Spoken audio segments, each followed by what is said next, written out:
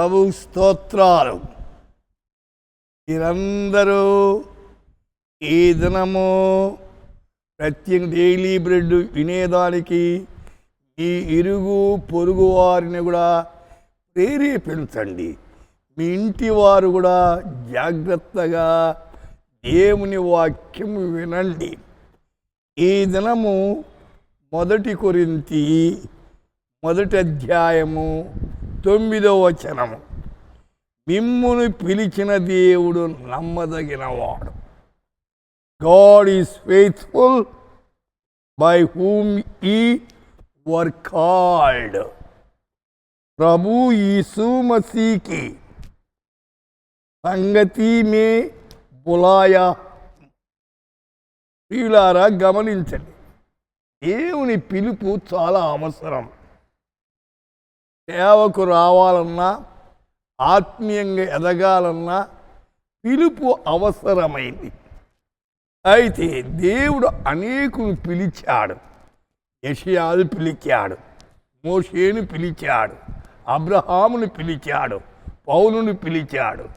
అయితే పిలిచిన వారు దేవుని మాట ప్రకారంగా జీవించి దేవుని నామానికి మహిమపరిచారు.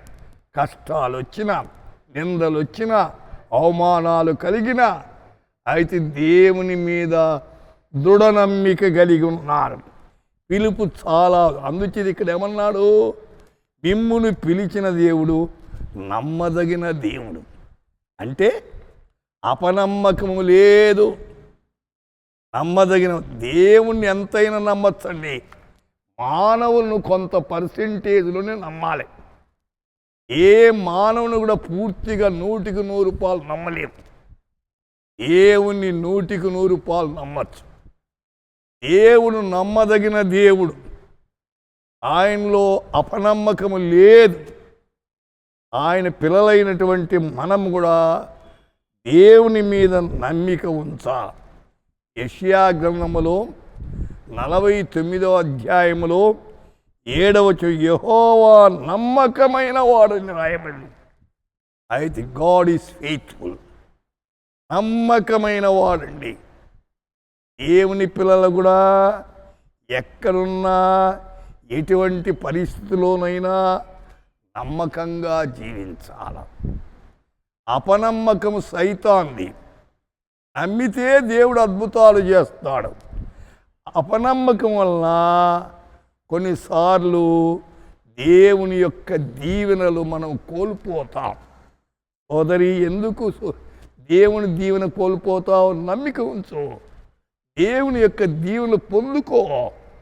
అయితే ఉత్సాహాన్ని పుంజుకో.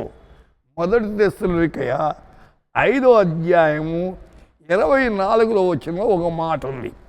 ఏమిటంటే, మిమ్మును పిలిచిన వాడు నమ్మకమైన వాడు. 1 కొరింథీలో చెప్పినట్లుగానే ఇక్కడ కూడా చెప్తున్నాడు, మిమ్మును పిలుచువాడు నమ్మకమైన వాడు. కాబట్టి దేవుని పిలుపుకు మనము లోబడాలి.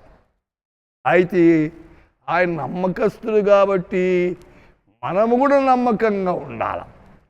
ఎక్కడున్నా మోషే అంట దేవుని ఇల్లంతలో నమ్మకంగా ఉన్నా అంట. దేవుని పిల్లలు ఏ స్థలములో ఉన్నా నమ్మకంగా ఉన్నప్పుడు దేవుడు ఆశీర్వదిస్తాడు. అపనమ్మకము ద్వారా దేవుని దీవెన పోగొట్టుకుంటాం. సోదరి, సోదరుడా, నమ్మకంగా ఉన్నావా? ఒకవేళ నీలో నమ్మకత్వము లేకపోతే ఈనాడే ప్రభుతో చెప్పు, దేవా, నాలో ఉన్న అపనమ్మకాన్ని తీసివేయినాయనా, నమ్మకత్వాన్ని పెంపారు చేయి ప్రభువా అని అడగండి. ప్రభు సహాయం చేస్తాడు. ప్రార్థన చేసుకుందాం. మహిమోన్నతుడా, మీకు వందనాలు, స్తోత్రం నాయన. వింటున్న వారందరూ నమ్మకంగా జీవించేదానికి మీ కృప ప్రసాదించండి. వారి అక్కర్లు మీ కృపలో తీర్చండి. ఈ భయంకరమైన దినాల్లో మీకు సన్నిహితంగా జీవించి మీ నామాన్ని ఘనపరిచేదానికి కృప చూపించమని యేసు నామమున ప్రార్థిస్తున్నాము తండ్రి. ఆమేన్.